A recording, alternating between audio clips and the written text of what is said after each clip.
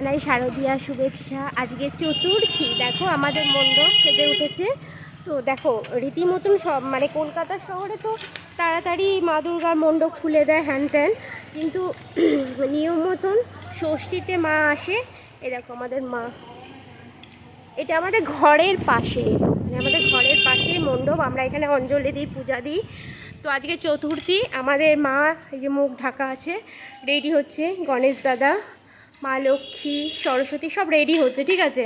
ষষ্ঠী থেকে সব কিছু মানে আমাদের গ্রাম অঞ্চলে, মানে গ্রাম গ্রাম বলবো না, আবার গ্রামও বলতে পারি, যেটা তোমরা ভাববে।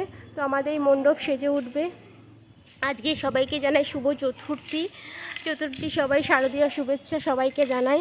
আমাদের মণ্ডপ দেখো কত সুন্দর, এটা শান বাঁধানো হয়েছে। এখানে প্রচুর লোক বসে থাকবে, কত অনুষ্ঠান আর ভ্যারাইটিস অনুষ্ঠান, মানে বাচ্চাদের অঙ্কন প্রতিযোগিতা থেকে শুরু করে বড়দের খেলা থেকে ফাংশান। ওখানে দেখো স্টেজ হচ্ছে, স্টেজটা দেখাই। এটা হচ্ছে স্টেজ, এখানে বড় বড় ফিল্ম স্টাররা